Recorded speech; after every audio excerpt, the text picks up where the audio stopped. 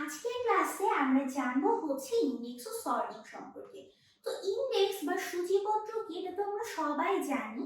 আমরা আমাদের বইয়ে দেখি যে প্রথমে একটা ইন্ডেক্স বা সূচিপত্র থাকে, সেখানে কি হয় আমাদের সব ডেটাগুলো কিভাবে আছে না আছে সেগুলোর একটা সামারি আমাদেরকে দেওয়া হয়। তো ইন্ডেক্সিং জিনিসটা ডেটাবেজের ক্ষেত্রেও সেম কাজ করে, আমাদের রেকর্ডগুলোকে তাদের যে রো আইডি আছে সেই অনুযায়ী সাজিয়ে রাখে।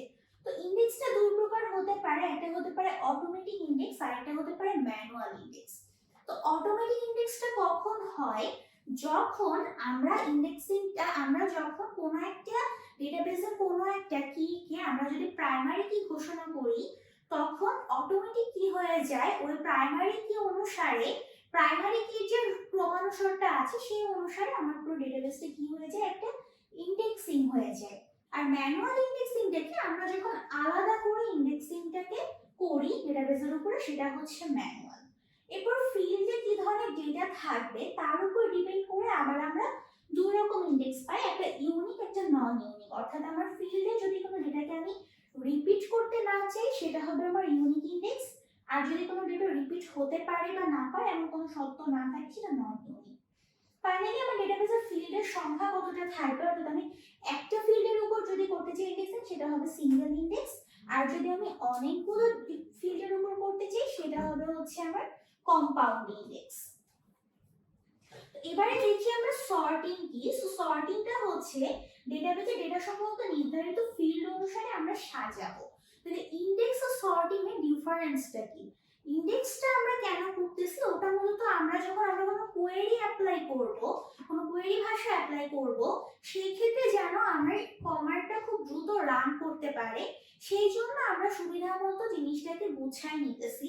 আর সর্টিং এ কি করতেছি, এটা জাস্ট আমরা যে আউটপুট গুলো পাবো কোয়েরির মাধ্যমে সেই আউটপুট গুলোকে আমরা সাজাই গুছিয়ে আমার ইউজারের কাছে প্রেজেন্ট করতেছি। সো আমার কোয়েরি আর সর্টিং এর মধ্যে পার্থক্যটা এটাই। কোয়েরি আর সর্টিং এর মধ্যে আরো অনেক পার্থক্য আছে, সো তোমরা নিজেরা এই পার্থক্যগুলোকে একটু খোঁজার চেষ্টা করবে যে আসলে এই দুটোর মধ্যে পার্থক্য কি কি। এবারে আসি আমরা ডেটাবেজের রিলেশনের ক্ষেত্রে। তো আমরা যখন ডেটাবেজের রিলেশনাল মডেল দেখছিলাম সেখানে আমরা কি দেখেছি, ডেটাবেজের মধ্যে রিলেশন কিভাবে হচ্ছিল বিভিন্ন কি ব্যবহার করে। তো এই যে কি গুলোকে আমরা দেখি, এই কি জিনিসটা আসলে কি। সো ডেটাবেজের ফাইল ও রেকর্ড গুলোকে শনাক্তকরণ বা অনুসন্ধানের জন্য একাধিক ফাইলের মধ্যে সম্পর্ক স্থাপনের জন্য আমরা যে ফিল্ডটাকে ব্যবহার করব সেটাকে আমরা কি বলবো, সেটা হচ্ছে গিয়ে আমাদের কি ফিল্ড। অর্থাৎ ইংরেজিতে যেটাকে আমরা হচ্ছে চাবি হিসেবে যে কিটাকে লিখি সেটাই এখানে চলে আসছে আমাদের কি ফিল্ড হিসেবে। তো কি ফিল্ডগুলোকে আমরা তিন ভাগে ভাগ করতে পারি। একটা হচ্ছে প্রাইমারি কি। প্রাইমারি কিতে কি হবে, প্রত্যেকটা ডেটা অদ্বিতীয় বা ইউনিক হবে। যেমন একটা ক্লাসের স্টুডেন্টদের কথা যদি চিন্তা করি, ওদের সবার রোল নাম্বারটা ওদের প্রাইমারি কি। কেন? কারণ ওদের রোল নাম্বার একজনের রোল নাম্বার আরেকজনের হতে পারে না। একটা ক্লাসে রোল 10 একজনই থাকবে, রোল 22 একজনই থাকবে, রোল 31 একজনই থাকবে। ওই রোলটা আরেকজন কারো হতে পারে না, অর্থাৎ দুইজন ব্যক্তি কখনো রোল 31 হতে পারবে না। তাহলে এটা ওদের জন্য একটা কি প্রাইমারি কি হিসেবে কাজ করতেছে। এবার আসি কম্পোজিট কিতে। তাহলে একাধিক ফিল্ডের সমন্বয়ে যদি আমরা কোনো প্রাইমারি কি তৈরি করি তাহলে তাকে আমরা বলবো কি কম্পোজিট কি।